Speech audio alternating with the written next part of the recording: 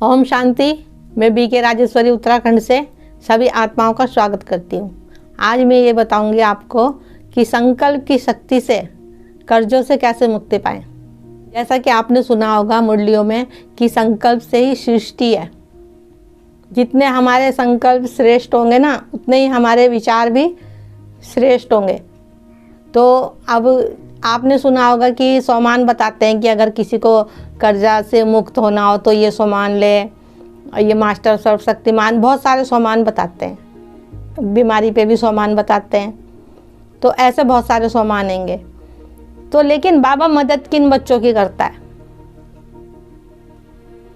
उन बच्चों की बाबा मदद करता है जल्दी जो बाबा के प्यार में लवलीन रहते हैं, हर टाइम बाबा के प्यार में खोए रहते हैं।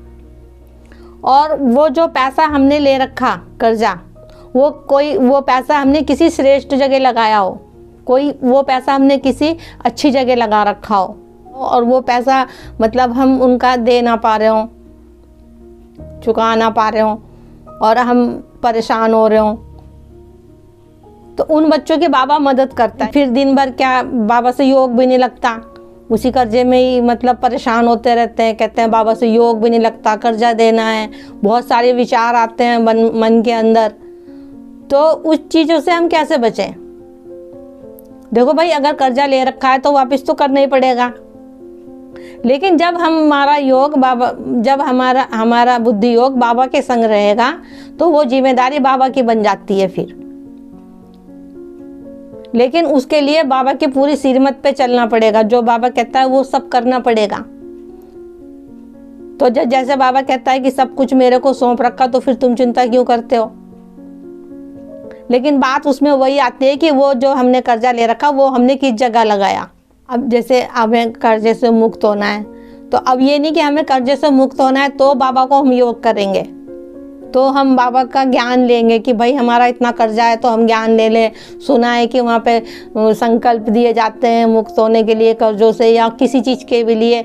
ये चीज़ से नहीं, बाबा से प्यार करना है। बाबा को सिर्फ निस्वार्थ प्यार करना है। बाबा को सब पता है, क्योंकि वो हम आत्माओं का बाप है। उसे हमारा पिछला भी सब पता है और अब का भी सब पता है, उससे कुछ नहीं छिपा हुआ है। तो बाबा से जब योग करें तो बाबा के संग दिल से बात करें, सब सच बताएं बाबा से कि हमने पैसों को कहाँ लगाया है, कैसे कैसे। वो तो देखो सबको, जिसका भी है वो सबको उसको ही पता है।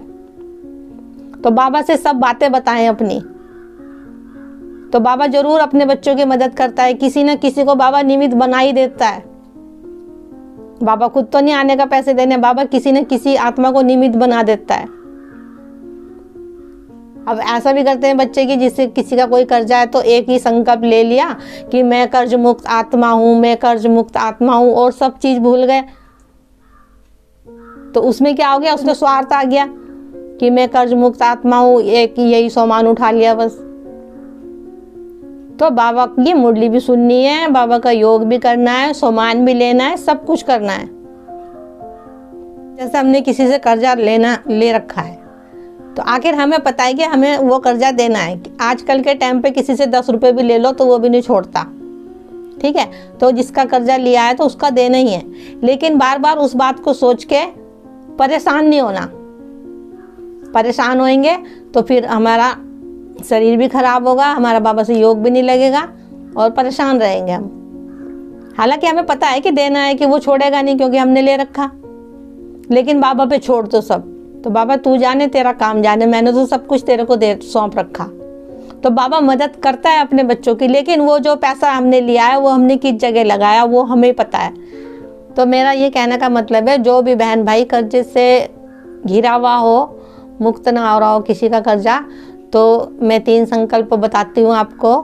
मैं आपको 3 संकल्प बताती हूँ। जब आप योग करें तो इन संकल्प को जरूर अपने अंदर लाएं। मैं कर्ज मुक्त आत्मा हूँ, मैं हर विघ्नों से मुक्त आत्मा हूँ, मैं बहुत धनवान आत्मा हूँ।